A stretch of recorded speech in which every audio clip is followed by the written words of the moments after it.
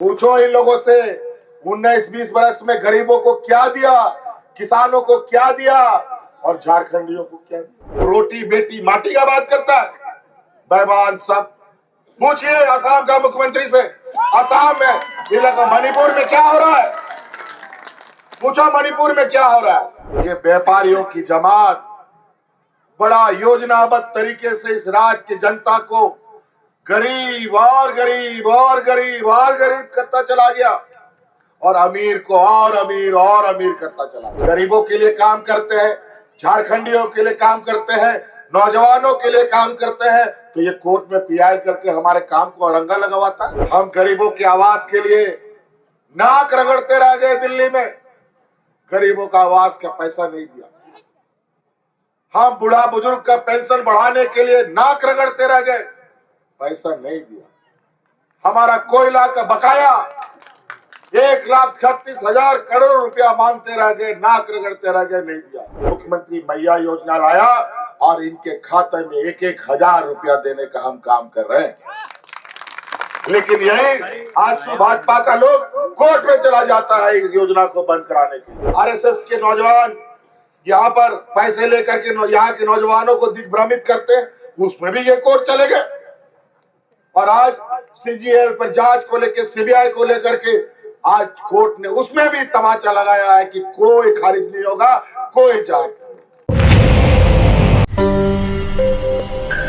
अभी हम लोग चुनाव महापर्व के बहुत करीब आ चुके हैं और हमारे लिए बड़ा संयोग की बात है कि दूसरा चरण का प्रचार अभियान हमने सिल्ली विधानसभा से शुरू किया है और अंतिम भी आज हम सिल्ली विधानसभा से करने जा रहे हैं।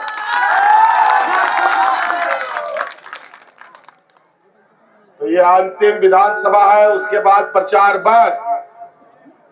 कल नहीं परसों यहाँ वोट होगा। अभी ये लोकतंत्र का सबसे बड़ा महापर्व है। पर्व तो वैसे सब लोगों का आता ही रहता है साले साल, लेकिन ये लोकतंत्र का पर्व है। सभी जाति धर्म के लोग इस पर्व को एक साथ मनाते हैं। वो इसलिए कि देश की ताकत, देश की एकता, संविधान बचा रहे, मजबूत रहे। इसीलिए ये जाति धर्म से ऊपर का महापर्व है। इसलिए इस चुनाव में आप सब लोगों को बढ़ चढ़ करके हिस्सा लेना है। आज राह प्रखंड में आए हमारे सभी झारखंडी माताएं, बहनें, नौजवान साथी, बड़े बुजुर्ग, किसान भाइयों, आप सबको हमारी तरफ से झारखंडी जोहार, खतियानी जोहार, खतियानी जोहार।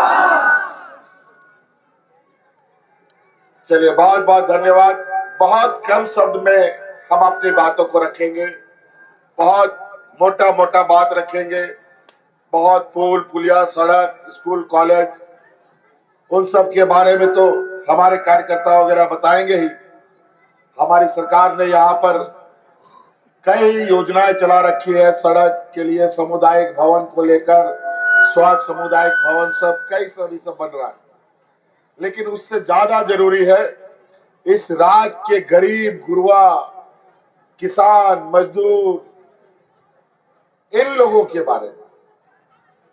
अगर आपके पास जेब में पैसा नहीं रहता है ना, बुद्धि भी काम नहीं करता है जी। जेब में पैसा मतलब गाड़ी में पेट्रोल के बराबर होता है। बिना पेट्रोल का गाड़ी नहीं चलता है।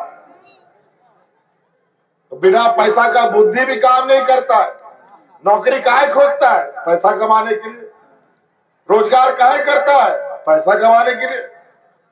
लेकिन बड़ा दुर्भाग्य है हमारे इस राज्य में, लोग तो इसको सोने का चिड़िया बोलता है, लेकिन यहाँ लोगों को पहनने के लिए कपड़े नहीं, खाने का 2 वक्त का अनाज नहीं जुटता। क्या हो गया इस राज्य को जी? 20 साल भारतीय जनता पार्टी और आजसू के लोगों ने इस राज्य को हाँकने का काम किया। क्या हो गया? इस राज्य में लोग हाथ में राशन कार्ड लेकर के भाग भाग करके मर गया। किसान आत्महत्या किया। क्या हो गया? इस सोने की चिड़िया को, ये व्यापारियों की जमात बड़ा योजनाबद्ध तरीके से इस राज्य की जनता को गरीब और गरीब और गरीब और गरीब करता चला गया और अमीर को और अमीर करता चला गया। आज गरीबों को देने के लिए इनके पास 1 टका नहीं है, लेकिन अपने बड़े बड़े व्यापारियों का अरबों खरबों रुपया माफ करने का इनके पास अरबों खरबों रुपया है। बड़ा विचित्र हालत। हम गरीबों की आवाज के लिए नाक रगड़ते रह गए। दिल्ली में गरीबों का आवाज का पैसा नहीं दिया। हम बूढ़ा बुजुर्ग का पेंशन बढ़ाने के लिए नाक रगड़ते रह गए, पैसा नहीं दिया। हमारा कोयला का बकाया 1,36,000 करोड़ रुपया मांगते रह गए, नाक रगड़ते रह गए, नहीं दिया। जब हम और हुज्जत करने लग गए तो हमको जेल में डाल दिया। डराया, धमकाया। गरीबों को ये पैसा अधिकार कुछ नहीं देते। ये राज में पहली बार, राज अलग होने के बाद मेरा 1.5-2 महीना बचा हुआ था सरकार का, पहला चुनाव हो रहा है। अगर 1.5-2 महीना और होते और इनको पता था कि एक एक दिन अगर हम सरकार में रह गए तो इस राज्य के लिए इतनी लंबी गाड़ी लकीर खींचेंगे कि उसको दोबारा ये भाजपा के लोग कभी नहीं पार कर सकते।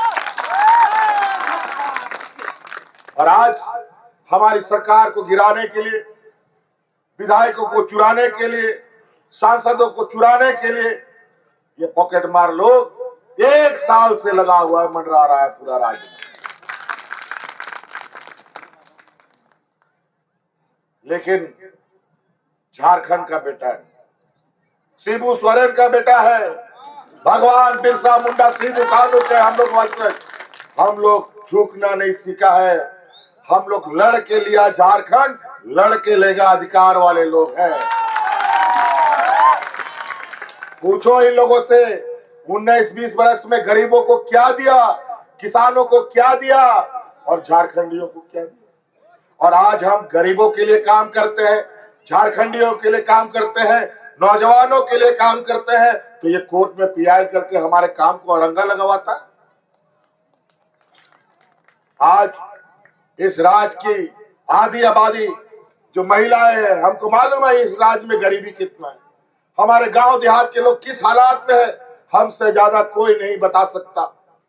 आज इसीलिए गांव की अर्थव्यवस्था मजबूत करने के लिए हम तो हमेशा हर मंचों से हमने कहा है, हमारी जो सरकार है ये दिल रांची से नहीं बल्कि गांव से चलने वाली सरकार है।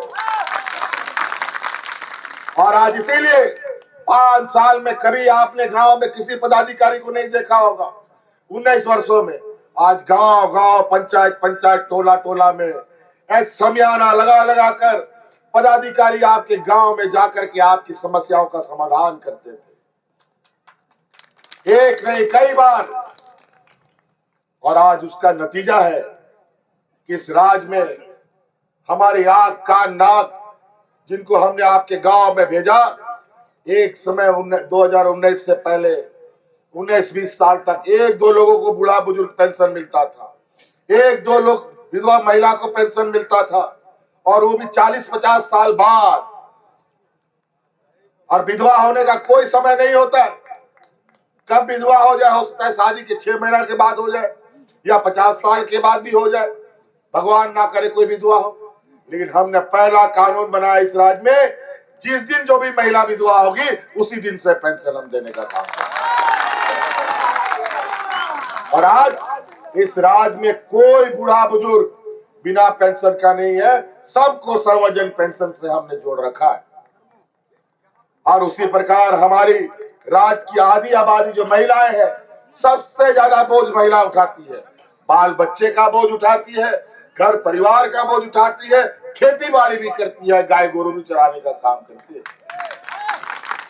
और आज हमने उनको मजबूत करने का संकल्प लिया और आज इनके लिए मुख्यमंत्री मैया योजना लाया और इनके खाते में 1-1 हजार रुपया देने का हम काम कर रहे हैं। लेकिन यही आज भाजपा का लोग कोर्ट में चला जाता है इस योजना को बंद कराने के लिए। अजीब हालत। और अभी कोर्ट ने उनको तमाचा भी लगाया है। जो लोग शिकायत करने गया था यही भाजपा का लोग, आजसू का लोग, उसका अर्जी को कोर्ट ने खारिज कर दिया, ये आपको बता दें। और आज महिलाओं को आगे बढ़ने से कोई नहीं रोक सकता। अमित बाबू को यहाँ से जिताइए। हम आपको वादा करते हैं, आपका बेटा ये वादा करके जाता है आने वाला 5 साल के अंदर आपके खाता में 1-1 लाख रुपया पहुंचा देंगे। और तो और अभी जो आपको 1,000 रुपया जा रहा है ना, अभी दिसंबर में 1,000 रुपया बढ़ करके 2,500 रुपया होने जा रहा है। कानून बना दिया। भैया लोग बताइए, आपके खाता में पैसा जा रहा है कि नहीं जा रहा है? जा रहा है। चलिए, अच्छा। उसी प्रकार कई ऐसी चीजें, छोटा बड़ा चीज, आज नौकरी पेशा सीजीएल और जेपीएससी पर आंदोलन करवाते हैं नौजवानों से। कई आरएसएस के नौजवान यहाँ पर पैसे लेकर के यहाँ के नौजवानों को दिग्भ्रमित करते हैं, उसमें भी ये कोर्ट चले गए। और आज सीजीएल पर जांच को लेकर, सीबीआई को लेकर के आज कोर्ट ने उसमें भी तमाचा लगाया है कि कोई खारिज नहीं होगा, कोई जांच। और सरकार ने जो निर्णय लिया है वो मजबूत निर्णय लिया है। अभी तो 1.5 महीना रह गया, 1.5 महीना में तो रिजल्ट निकल जाता और हजार लड़का यहाँ पर नौकरी नियुक्ति में चले जाते। और कई ऐसी चीजें आज हमको और पूरी सरकार को इन लोगों ने इतना परेशान किया, इतना परेशान किया। लेकिन इस परेशानी में भी आपके लिए हम लोग हर एक कदम इस राज्य की जनता के दुख दर्द को खत्म करने का हमारा प्रयास रहा। आज भी गांव देहात में छोटा छोटा जरूरत के लिए गरीब गुरबा लोग उधार लेता है, कर्जा लेता है, पैसा लेता है, महाजनों के पास जाके हाथ फैलाता है। आप लोग अमित बाबू को जिताइए। 5 साल के बाद किसी के सामने हाथ फैलाने का जरूरत झारखंड के लोगों को नहीं होती। और इसका पहला कदम आपका छोटा छोटा जो कर्जा लेने का आवश्यकता है, बच्चा का स्कूल में फीस भरना है तो कर्जा ले लो, गलती से कोई बीमारी हो गया, जल्दी पैसा नहीं है तो उधार ले लो, बिजली का बिल बकाया भरना है तो महिलाएं अपना गहना मोटरसाइकिल गिरवी रखो और पैसा लाओ, बिजली का बिल चुकता करो। समय पे बिजली बिल जमा ना करो तो थाना कोर्ट कचहरी। समय पर स्कूल का फीस ना जमा करो तो स्कूल का में बच्चा का नाम कर जाए। बड़ा हालत खराब यहाँ के गरीबों का। आज से आपका जितना ये बोझ है, इन बोझ को मैंने अपने कंधों पे लिया। इस राज्य के हर गरीब का बिजली बिल माफ कर दिया। बिजली बिल माफ हुआ कि नहीं? सबका हो गया? बोझ कम हुआ कि नहीं? चलिए पूछिए इनसे 20 वर्षों में कि आपने इस राज्य के गरीबों का कितना बोझ हल्का किया, कितने लोगों को आपने अपने पैरों पर खड़ा किया। आज ये लोग बुढ़ापे का लाठी तक छीनते हैं, गरीबों का लात पेट में लात मारते हैं। कोरोना को याद कीजिए, ऐसा महामारी जिसका आता ना पता, ना ठोर, ना ठिकाना, क्या इलाज होगा नहीं होगा कोई नहीं जानता था। 2-2.5 साल हमारा कोरोना उठा के लेके चला गया और अचानक यही भारतीय जनता पार्टी एनडीए की केंद्र की सरकार अचानक देश में किसी को बताए बगैर लॉकडाउन कर देता है। विदेश से आने के लिए मना नहीं, लेकिन देश में पूरा लॉकडाउन। हाथ बाजार, गाड़ी मोटर, स्कूल कॉलेज, फैक्ट्री सब बंद। उस समय यह हालत था। हमारा राज्य का भी कई लोग रोजी रोजगार घूमने के लिए अलग अलग प्रदेशों में चला गया। उस लॉकडाउन से कोई वापस नहीं आ सकता था।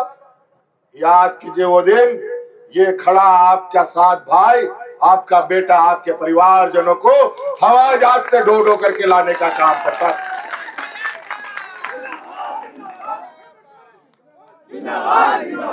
बात लोग बोलता है कि लोग भूल जाते हैं। यहाँ के देश की जनता का याददाश्त बहुत कमजोर है। मैं इसीलिए याद कराना चाहता हूँ, हमने इस राज्य के लिए बहुत कुछ गंवाया है। हमारा भाई मंत्री जगन्नाथ महतो राज्य की जनता का सेवा करते करते कोरोना उसको साथ में लेके चला गया। हाजी हुसैन अंसारी साहब राज्य की जनता का सेवा करते करते कोरोना उसको लेके चला गया। तब जाकर के इस राज्य की जनता चैन से सो पाई है। ऐसा नहीं कि हम लोग यूं ही आपको बता रहे हैं। पूछ लीजिए, देश में पता कर लीजिए कि कोरोना में सबसे पहले अपने मजदूरों को किसने लाया। क्या बात करेगा इन लोग, रोटी बेटी माटी का बात करता है, बेईमान सब।